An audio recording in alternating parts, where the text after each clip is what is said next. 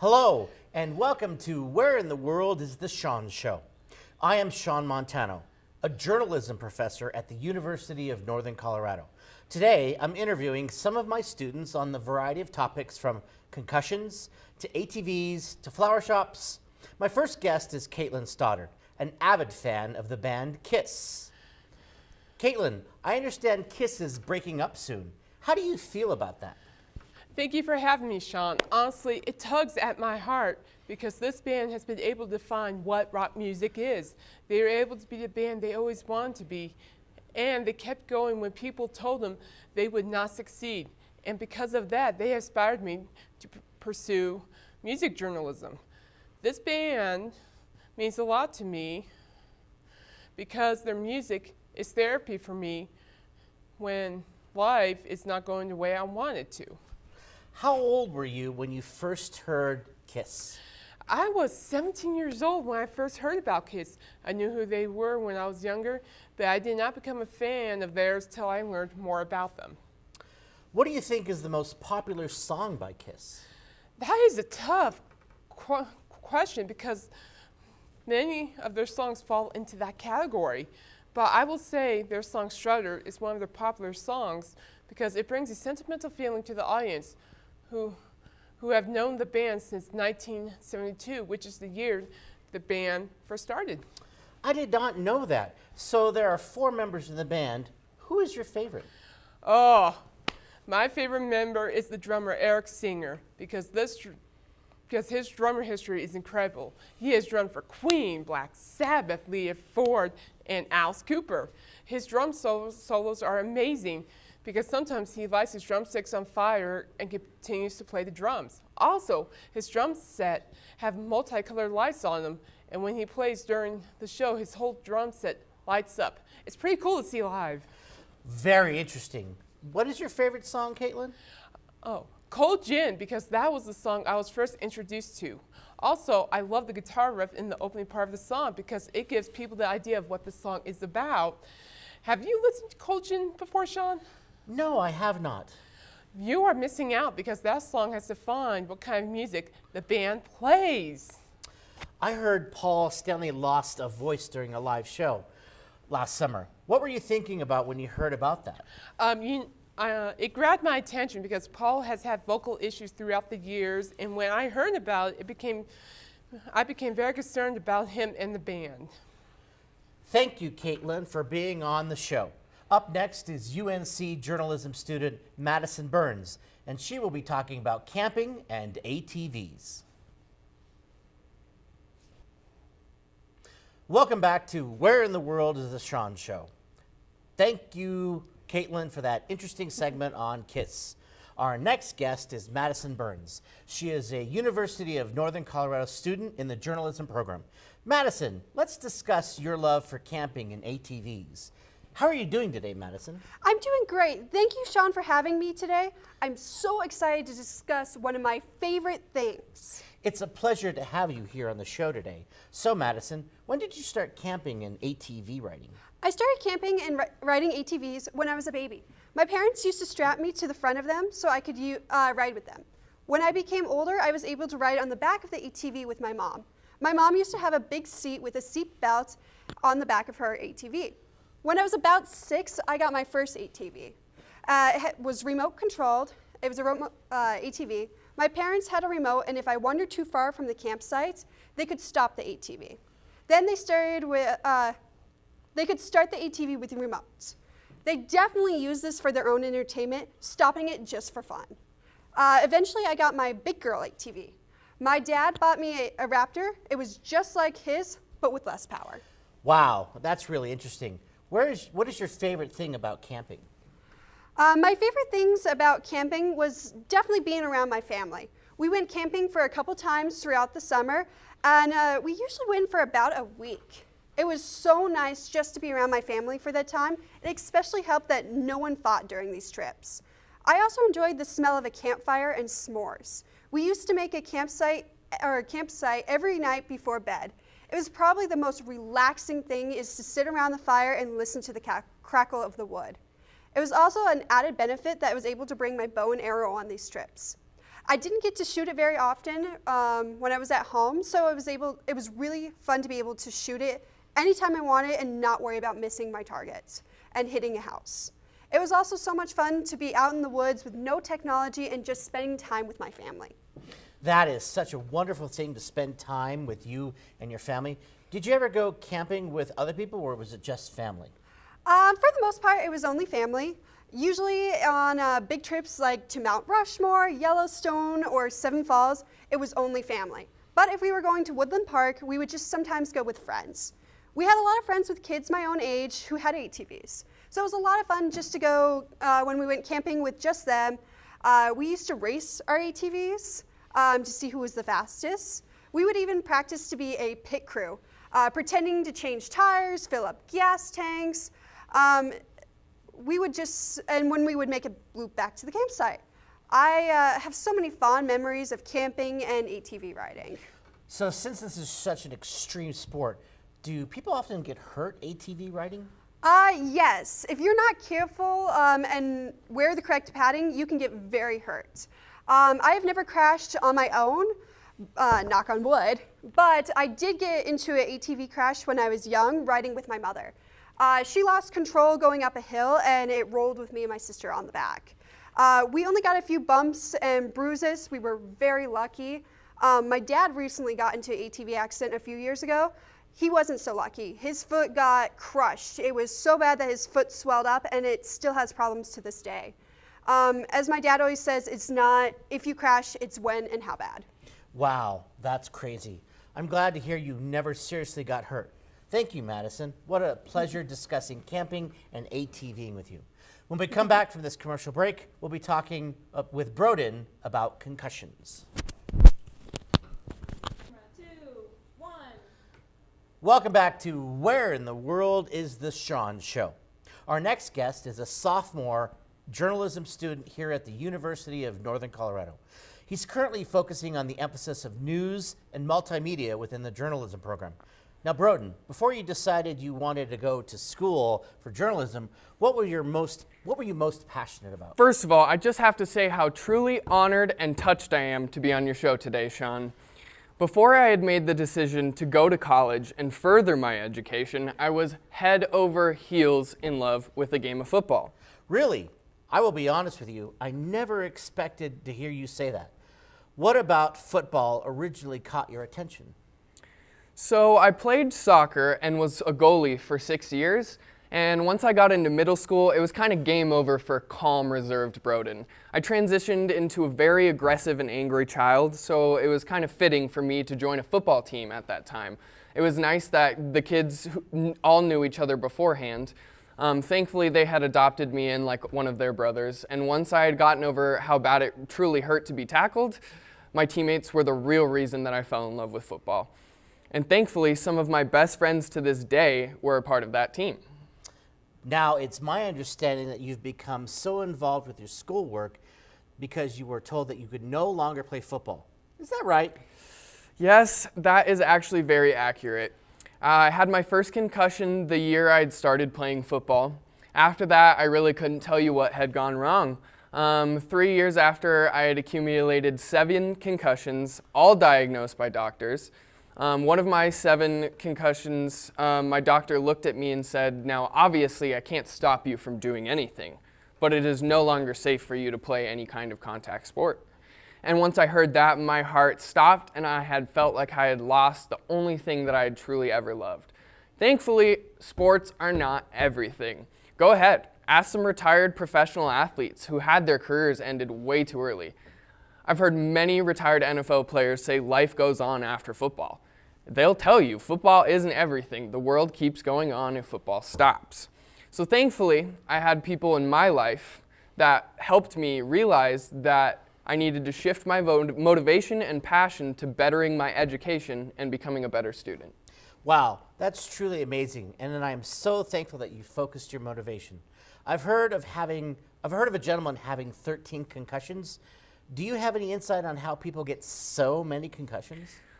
Well, concussions can be very, very minor, acquired from the simplest of things. So it's possible to get a concussion minor enough that you don't even really notice the effects of the concussion. And that's why there are more people with concussions than you and I know of.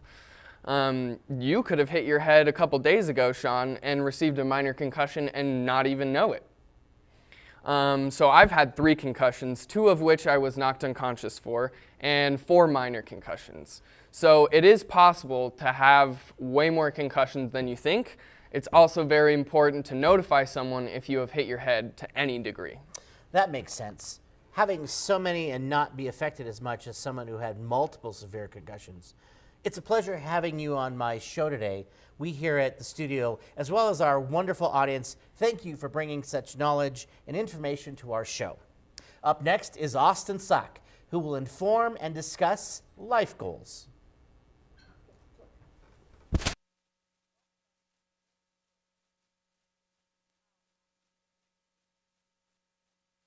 We're talking about his career goals. Austin, hello. Oh, sorry. Hello, and thank you for having me on your show, Shawn.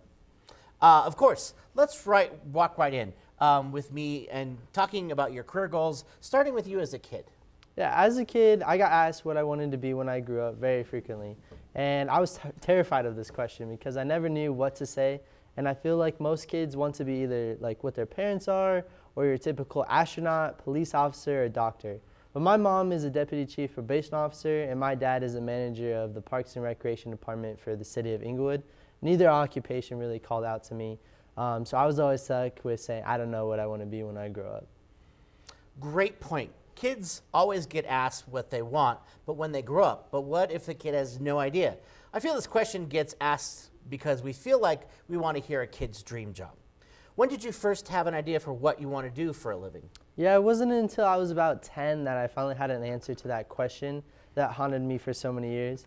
I finally said I wanted to be a game show host. What inspired you to want to be a game show host? My family loved watching game shows together, such as Deal or No Deal, Minute to Win It, and Family Feud growing up. I just always thought it'd be a fun career and I would be really good at it. Do you still inspire to host your own game show? Actually, I don't. I've changed career paths and I want to be a news anchor. What happened in your life that caused you to make that switch? I owe all the credit to my parents, actually. While in high school, I was approached by my high school journalism program to come write for the yearbook. One of my English teachers recommended me to the program because they thought I had excellent writing skills. My first reaction was to turn it down immediately. I had never thought about joining the yearbook staff, and it wasn't something I was passionate about. But my parents basically forced me to apply and told me to give it a shot.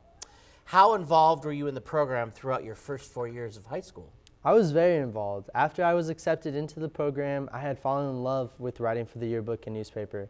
I started my freshman year as a reporter, but my senior year I was working as a video editor and was co-editor-in-chief of the program as a whole. During high school, I attended several journalism conferences and even won an honorable mention award for a feature story I filmed my senior year. And now I'm currently pursuing a major in journalism at the University of Northern Colorado. How is the journalism program at the University of Northern Colorado? I love UNC. All of the professors are so helpful and offer so much valuable experience to people trying to enter the field. What convinced you to go to UNC for journalism and not other schools? One of the main reasons I came to UNC was because of Bear News, which is a program where journalism students produce their own news and sports shows while attending the university. I'm able to get real-life experience while in college, which I thought was really cool. That's exciting, Austin. I wish you the best of luck at UNC. Up next, joining me is Alon with, well, we'll talk more career goals.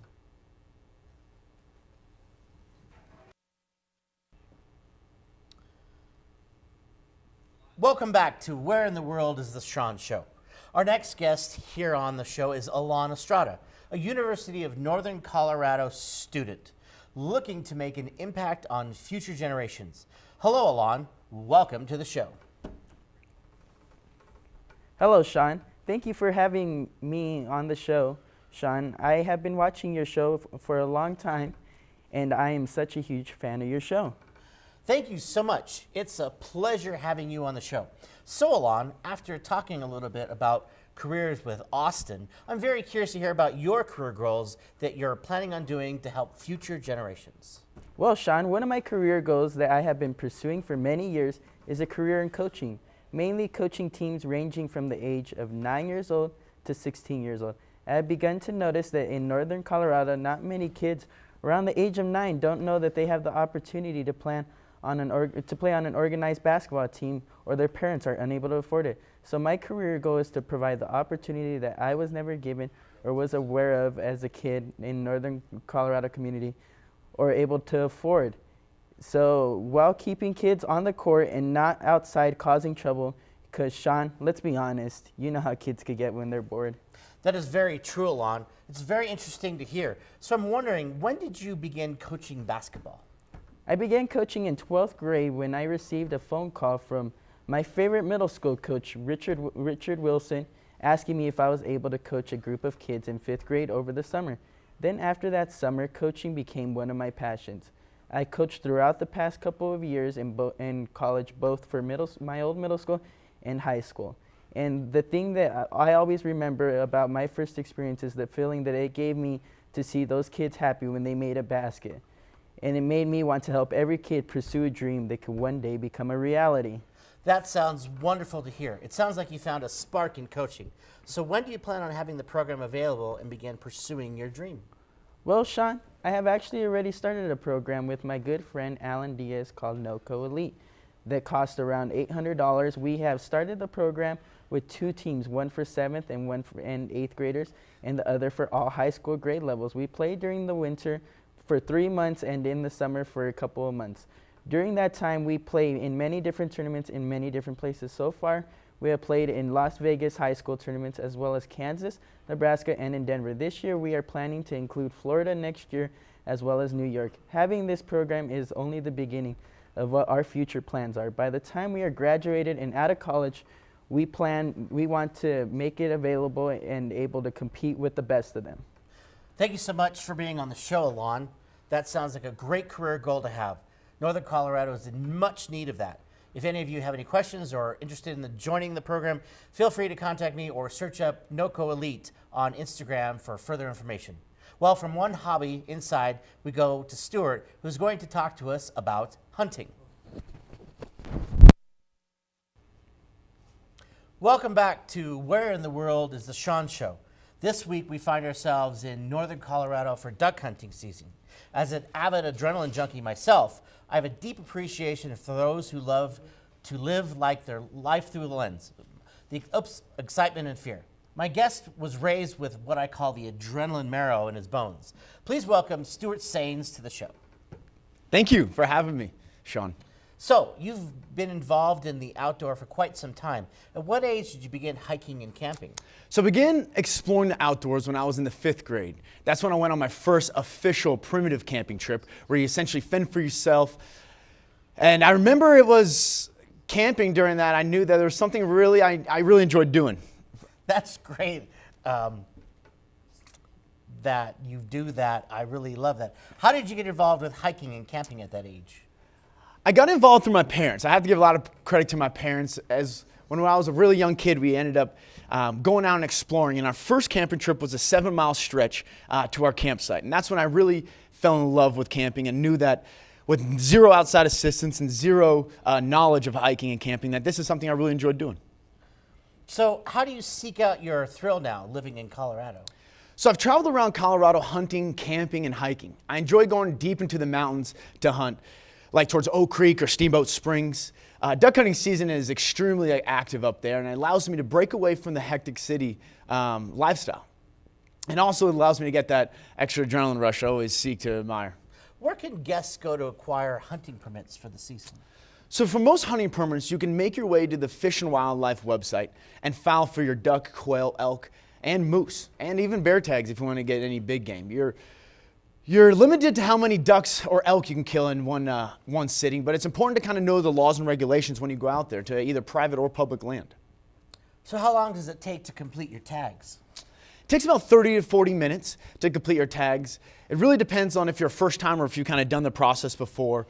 Those who are not familiar with hunting season, it's important to learn the laws and regulations of hunting season, especially in your specific area that you're hunting. That's important to keep in mind for viewers. If I'm not mistaken, this is where unlawful hunting mostly occurs. You make a great point, Stu. So how much does it cost to get your tags? So hunting tags are fairly cheap. You'll run anywhere between $25 and $300, depending on what you're going for. It's not too expensive, especially for something that's such an out-of-body experience. Besides duck hunting, what else gives you that rush? Whew, jackrabbits are exciting. Jackrabbits are a lot of fun. They kind of give you a few games. They play games with you and kind of mislead you, if you will. But what really gets me, it really gets my juices flowing rather, is boar hunting. They have a low center of gravity and can move on a dime. They tend to hide low into the brushes and you can't see them. Once you're on top of them, it's sometimes a little too late. They will attack you and obviously protecting their territory. I can't really blame them for that. It keeps you on your toes and sometimes it's risky. Sometimes you can get hurt or even killed. So you kind of want to follow the script and stay most comfortable. Well, that seems exciting. Next we have on the show, we'll go out into the field and get some hands-on experience. For now, that's all the time we have. Thank you for coming out today, Stuart. I know you missed out on some quality hunting today to be in the studio. Until next time, I'm your host, Shawn Montano, on Where in the World is the Shawn Show. Our next guest on Where in the World is the Shawn Show is Halima Kevin. She's a UNC student studying journalism. Outside of school, Holly also works part-time. She just landed a new job as a barista at a drive-through coffee company called Dutch Brothers. Can you give us a little background on the company? Of course. Dutch Bros was started in 1992 in Grants Pass, Oregon by, you guessed it, two brothers, Travis and Dane Bursma, and they expanded their company rapidly, and now we have over 250 locations spanning 7 states. We do a lot of charity events for causes like Movember for men's health, ALS, and breast cancer. How did you land a job at Dutch Brothers? So back in Colorado Springs, where I grew up, my friends and I loved Dutch Bros. There were about 3 locations in town, and a couple months ago, I was in the middle of job searching and saw that on Facebook, Dutch Bros was going to build a new location in Greeley. And they hosted a hiring event back in September, and I interviewed that day.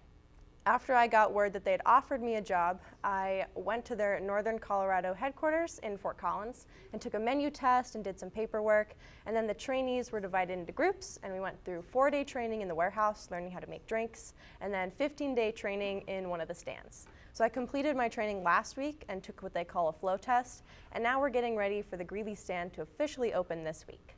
That sounds like a very extensive process. What is your experience working for them? Honestly, even though it's been a lot of commitment, it's been all love. That's what they strive for. So Dutch Bros is a business and we want to make the best quality drinks possible. But at the end of the day, coffee is just a vehicle for creating experiences. We blast killer tunes, make coffee, and spread positivity. All of my coworkers and I have become such a tight-knit group already that you really need that, working in the stand as a team effort, and Dutch Bros does a great job making sure all the trainees are prepared and ready to collaborate. It seems Dutch Brothers created a welcoming atmosphere for employees, and that must translate well to customers. When can we expect the new location in Greeley to open? We were going to open tomorrow on Thursday, but some of the snow has delayed their landscaping, so we're shooting for Friday or Saturday of this week. It'll be our soft opening, so regular hours and regular prices, and we'll host our grand opening around Thanksgiving break or shortly after. And the new stand's going to be located at 4707 24th Street, right next to the Greeley Subaru dealership. Before we end this segment and move on to Gavin's interview about her mother's flower shop, can you recommend any drinks for potential customers? Of course. I'm a big fan of the French Toast Brevet, which is white chocolate and brown sugar cinnamon, or the Golden Eagle, which is a version of a caramel macchiato. As for non-coffee drinks, we have our own brand of energy drink called Blue Rebel. And I highly recommend the Ray of Sunshine, which is blackberry, peach, and grapefruit. Sounds delicious. We'll see you after the break. Our final guest for the Shawn Show today is Gavin Berlocq, an out-of-state student from Clarksville, Tennessee. How are you doing today, Gavin? Oh, I'm good. I know a lot of Southern people say it, but I cannot stand how cold and frigid it is in the mornings out in Colorado. Tennessee humidity is a love-hate relationship between me. I've never felt drier here, but damn, does my hair look good. Tell me about it. I've lived in Colorado for the majority of my life. I'm pretty used to it, but when the humidity hits my hair, I can tell it affects me too. Can you tell me a little bit about your hometown? It's crazy that no one from my hometown, or no one from here, has been to my hometown. It's Clarksville, Tennessee, and it actually includes the Army base Fort Campbell, so a lot of people know it. So people came and went a lot of the time, but my family wasn't military, so I never really had a reason to move anywhere else. So what drew your family to Clarksville in the first place? Oh, well, my great-grandmother was living there for a time, and we realized that someone needed to be around to take care of her. My mom actually opened her own small business when I was 4, so that also kept our family grounded in Clarksville. What kind of business is that?